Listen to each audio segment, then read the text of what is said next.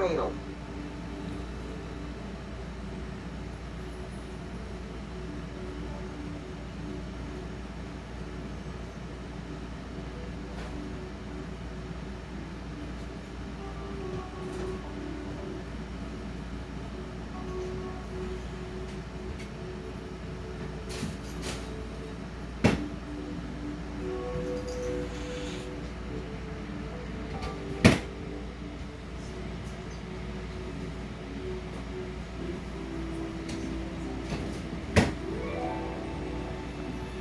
Next, let's practice this shoulder melt. I'm going to place my hands underneath Diane's shoulder blades. They're going to be apart.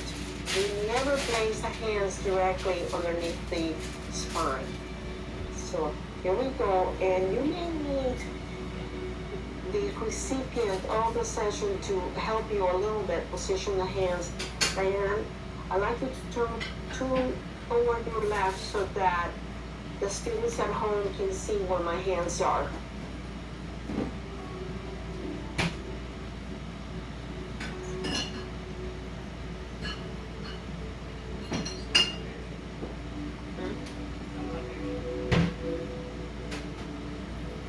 This position helps to relax the upper back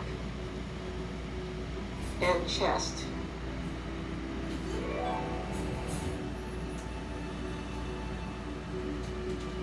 Okay, you can come back now.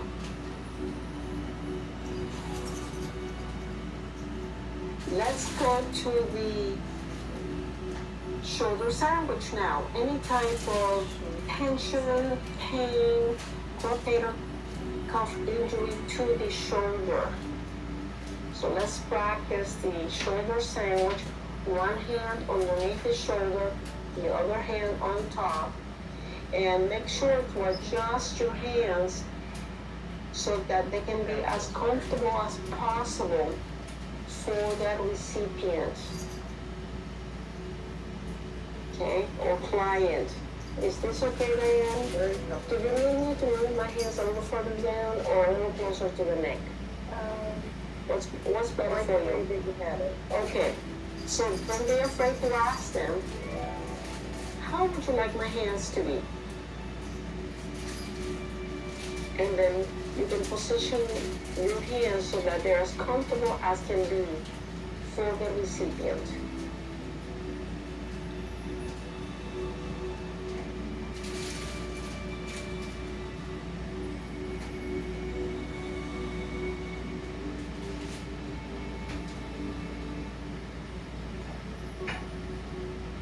And don't forget to do the other side.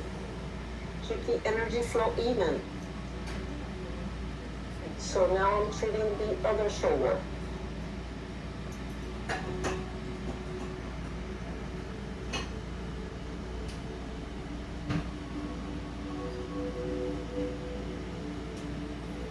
Okay, I'd like to do a couple more optional positions with you. So I'm going to release the shoulders, and let's treat the elbow. Just to practice. Pulling my chair out of the way and coming over to the elbow and just making a sandwich.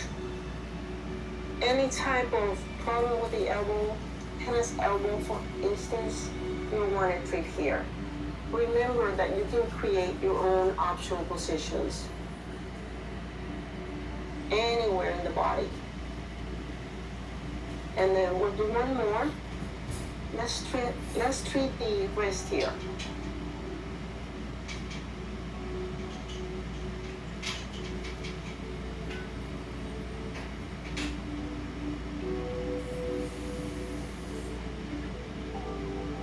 And why don't we do the other side? So move to the other side and treat the elbow. The other elbow.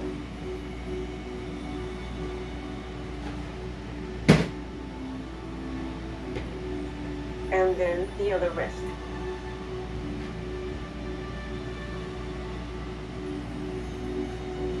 And this let's complete the second pattern.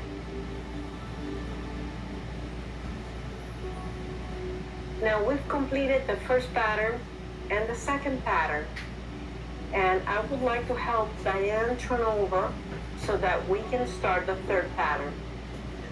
The first thing I'll do is to arrange her face cradle. Have it ready for her, and nice and parallel to the table. And we'll see if this is a good height for Diane.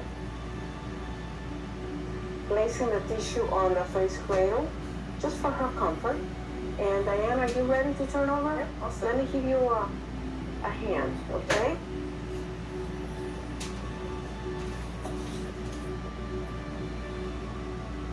And would you like me to bring the bolster? Yes. Down? Okay. And you want to bring your hands down. And if you want to raise your feet, let's see, how is that? Good? Okay. All right. So let's begin the third pattern. Remember, we're going to break the third pattern into 3 sections. Shoulder to the waistline to the end of the torso, and then we have the legs and feet. Okay? So let's come back up to the shoulder, and you want to look for C7. That's the big bump right below the neck, at the top of the shoulder. Okay, find that. And you want to start the session just below C7. Use the spine as your guide. Just make sure that you're not pressing the spine.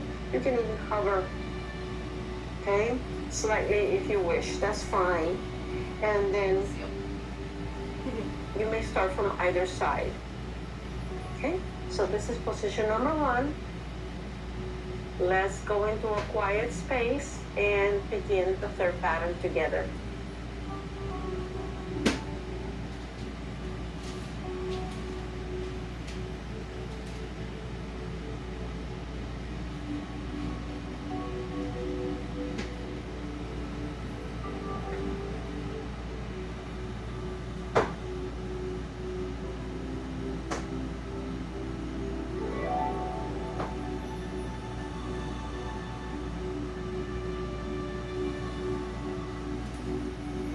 Let's get ready to move to position number 2. Left, gently and slowly. Place the top hand in position number 2 and wait until you feel energy flow. If you're not sure, just keep it 5 seconds. That's plenty of time, and energy flow should be flowing in the new position. And then lift and place your other hand, nice and slow.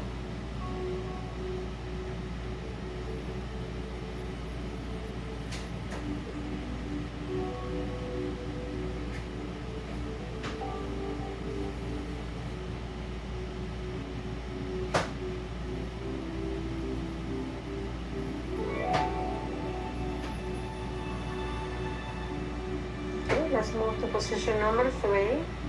Lift the top hand, make an underpass to begin position number 3. Take a look at my hands.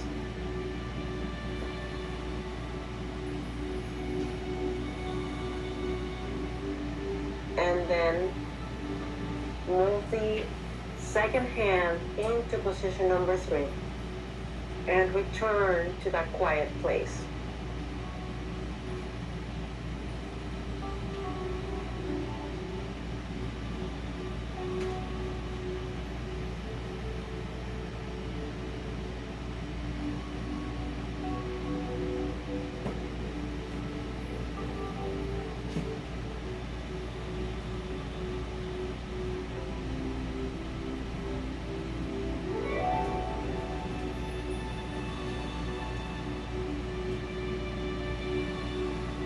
Let's get ready to move to position number 4. Lift the top hand, nice and easy. Moving into position number 4. And now, let's move the other hand.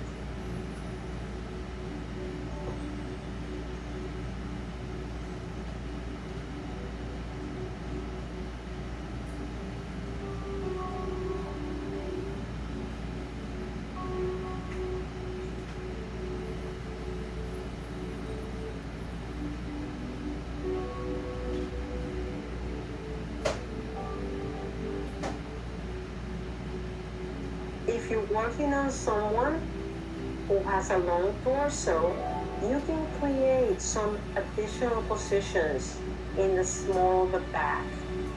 For Diane, I may want to just create an extra position here, just above the waistline. So I'll make a long pad with an overlap and place it here. The idea is not to leave any gaps.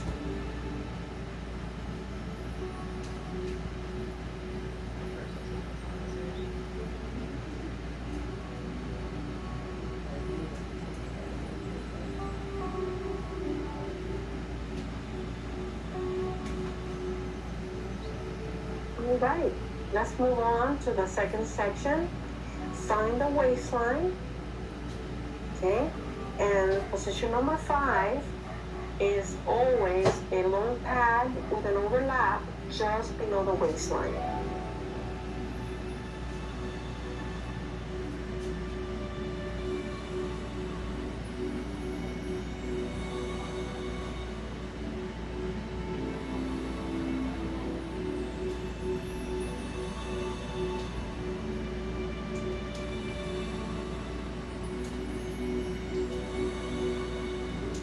Let's go to position number 6. This is the T-shaped position at the bottom of the spine. Okay, so you want to make it T-shape just like this. And I like to keep my wrist off the body here, just for modesty. This is position number 6.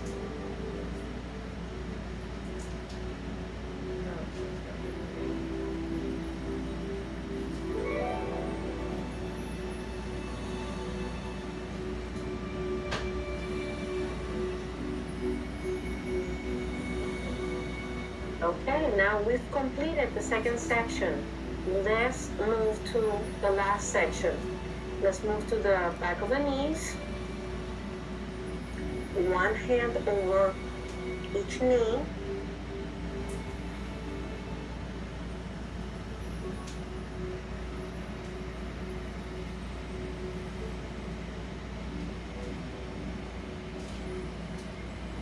And let's practice making a knee sandwich in the event that you're working on someone who has a knee injury or just had surgery.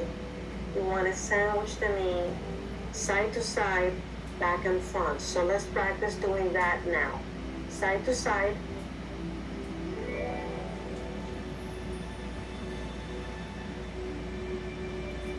Back and front.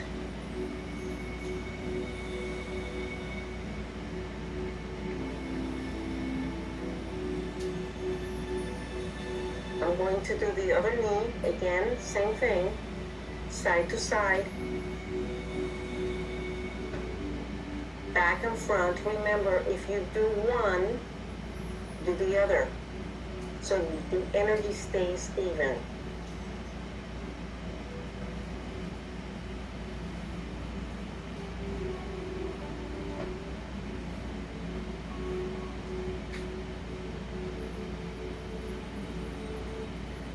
And now let's go to the last position of the session. I'm moving to the end of the table. And I'm working on the soles of the feet.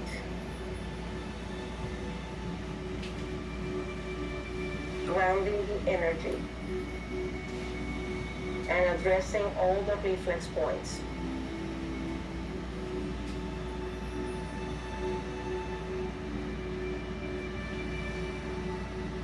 I like to start on the heel and then move to the toes.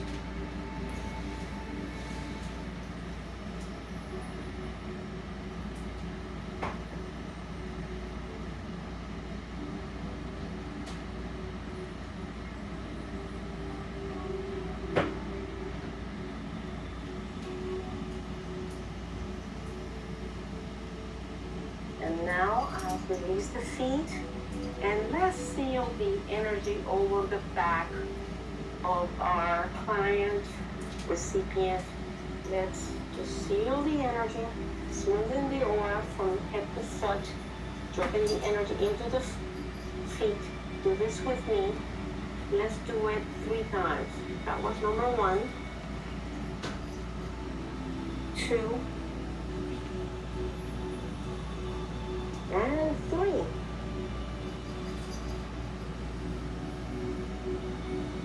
And this concludes the Reiki session.